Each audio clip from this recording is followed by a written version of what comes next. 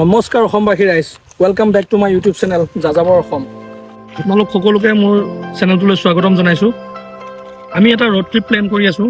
আমি যাযাবৰ টীমে এটা ৰোড ট্ৰিপ প্লেন কৰি আছোঁ আৰু আমি ক'ত যাম কিন্তু সেইটো এতিয়ালৈকে ভবা নাই। আমি অহা এপ্ৰিল মাহত আমি এটা বহুত ডাঙৰ এটা ৰোড ট্ৰিপ কৰিম বুলি ভাবি আছোঁ আৰু সেই আপোনালোক সকলোকে মোৰ চেনেলটো ছাবস্ক্ৰাইব কৰিবলৈ অনুৰোধ জনাইছোঁ। আপোনালোকে চাই থাকিব পাৰিব আমাৰ ৰোড ট্ৰিপটো আৰু তাত প্ৰয়োজনীয় আমাৰ যিখিনি সা সামগ্ৰী লাগে আমি এটা বাজেট বনাইছিলোঁ। সেই বাজেটৰ অনুসৰি আমাক প্ৰয়োজন আছিল এখন ভাল গাড়ী। বৰ্তমান আমি সেই গাড়ীখন ল'বলৈ সক্ষম হৈছোঁ আৰু আজি আপোনালোকক দেখাবলৈ আহিছোঁ সেই গাড়ীখনে।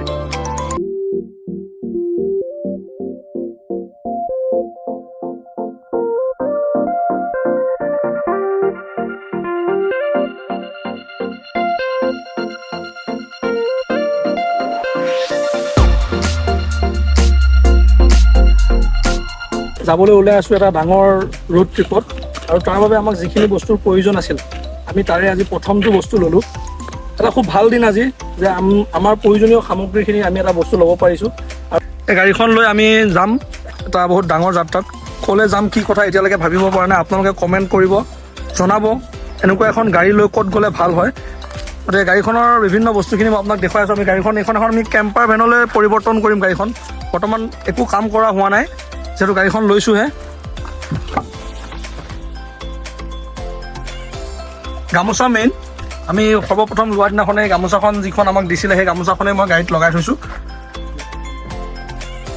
আৰু এই যিবোৰ আপোনালোকে ছিট দেখিছে পিছফালে এইবোৰ সকলো খুলি দিয়া হ'ব। এই ছিট টিটবোৰ সকলো খুলি দিয়া হ'ব।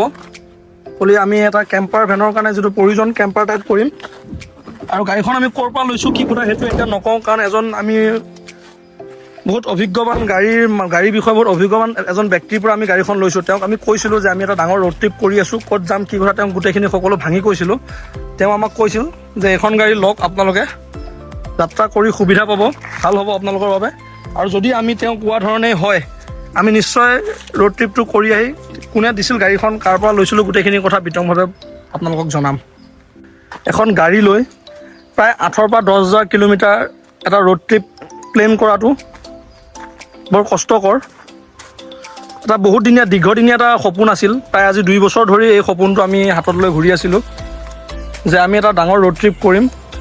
মোৰ লগত মোৰ যাযাবৰ টীমৰ সকলোকেইজন সদস্যই যথেষ্ট সহায় কৰিছে, সহায় সহযোগিতা আগবঢ়াইছে আৰু তেওঁলোকৰ সহায় সহযোগিতাৰ বলতেই আজি আমি এটা ৰোড ট্ৰিপ প্লেন কৰিবলৈ সক্ষম হৈছোঁ। আৰু আপোনালোকক দেখাই আছোঁ এই গাড়ীখন লৈ আমি যাম।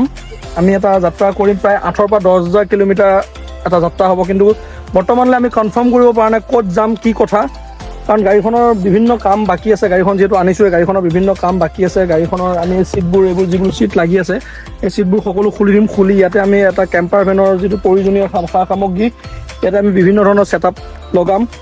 মোৰ সতীৰ্থ, মোৰ ভাতৃ আৰু মোৰ বন্ধুৰ দৰে, যাৰ লগত মই প্ৰায় 1 বছৰমান আগতেই এই ৰোড ট্ৰিপটোৰ কথা প্লেন কৰিছিলোঁ, তেওঁ একেবাৰতে মোক কৈছিল আমি এনেকুৱা এটা ৰোড ট্ৰিপত যাব পাৰিলে সঁচাই বহুত ভাল লাগিব। কাৰণ মোক সেইখিনি সময়ত মই অকলশৰীয়া আছিলোঁ, মোক সহায় কৰিবৰ কাৰণে 2-3জন ব্যক্তিৰ প্ৰয়োজন আছিল। মই আপোনালোকক এই ভিডিঅ'টোৰ জৰিয়তে তেওঁক চিনাকি কৰি দিব গৈ আছোঁ, কাৰণ তেওঁ ওতঃপ্ৰোতভাৱে মোৰ লগত জড়িত। আমাৰ যাযাবৰ টীমৰ তেওঁ এজন সক্ৰিয় সদস্য।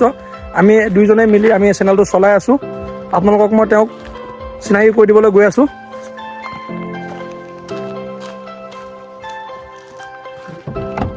তেওঁ হৈছে চাহিল ইছলাম। অসমবাসী ৰাইজক চিনাকি কৰি দিছোঁ আমাৰ চেনেলটোৰ লগত। আমি দুজনে ওতঃপ্ৰোতভাৱে জড়িত হৈ আছোঁ, যাৰ লগত মই 1 বছৰ আগতে প্ৰায় এই বস্তুটো আলোচনা কৰিছিলোঁ আৰু তেওঁ একে আশাৰে কৈছিল আমি এনেকুৱা এটা ৰোড ট্ৰিপ প্লেন কৰিব পাৰিলে যথেষ্ট ভাল লাগিব।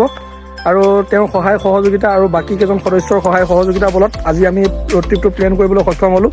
প্ৰায় আমি ডেট ফাইনেলে কৰিছোঁ এপ্ৰিল মাহৰ। আমি 20 পৰা 25 তাৰিখৰ ভিতৰত ওলাই যাম। প্ৰায় 10,000 পৰা 8,000 কিলোমিটাৰ ৰোড ট্ৰিপ আমি এটা প্লেন কৰিছোঁ। আপোনালোকৰ সহায় সহযোগিতা আৰু আশীৰ্বাদ কামনা কৰিলোঁ। ধন্যবাদ।